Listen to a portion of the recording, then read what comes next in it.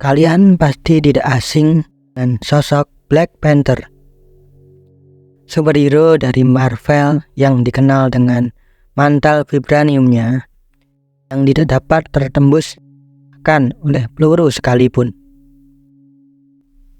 Black Panther juga menjadi sosok superhero terkaya dengan kekayaan hingga 500 miliar dolar atau setara dengan 7.200 triliun rupiah. Jauh melebihi dari Tony Stark maupun Bruce Wayne dari DC. Namun, tahukah kalian jika sosok penguasa di benua Afrika yang sangat kaya raya serta memiliki tambang logam langka yang sangat berlimpah ternyata ada di dunia nyata? Dia adalah Mansa Musa. Bagaimana kisahnya? Mari kita bahas.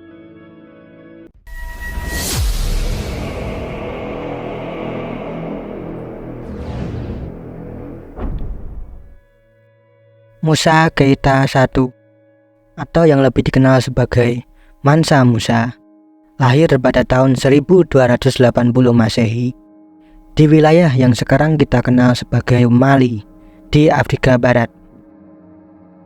Ia adalah penguasa ke-10 dari Kekaisaran Mali. Setelah ia menggantikan pamannya, yakni Abu Bakar II, yang hilang di ekspedisi pelayaran di Samudra Atlantik. Kekaisaran Mali adalah salah satu kekaisaran yang paling kaya dan makmur di Afrika pada masa itu.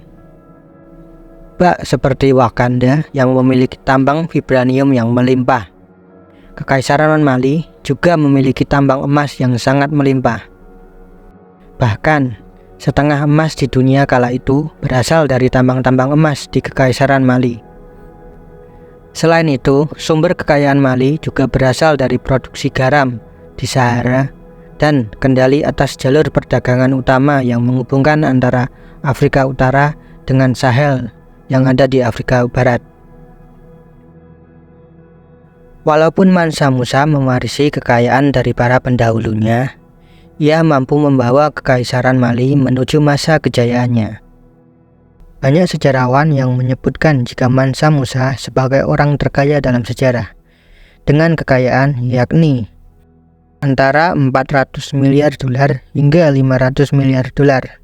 Sebagai perbandingan, orang terkaya saat ini adalah Elon Musk, di mana harta kekayaannya adalah 230 miliar dolar.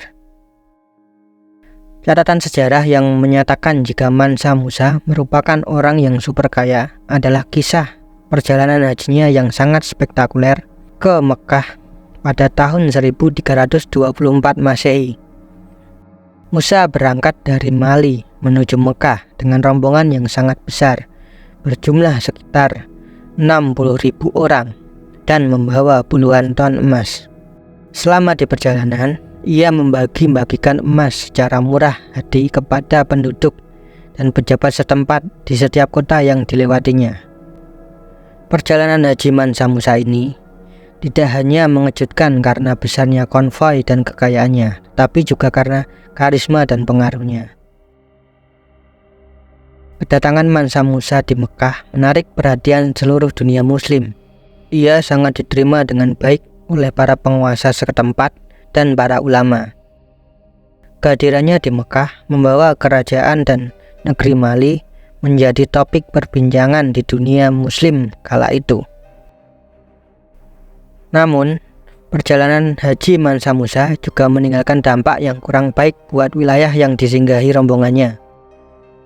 Pasalnya, karena pemberian emas kepada orang-orang yang dijumpainya membuat negara-negara di Timur Tengah kala itu mengalami inflasi. Inflasi terparah terjadi di Mesir, di mana harga emas turun drastis lebih dari 25% selama periode 12 tahun setelahnya.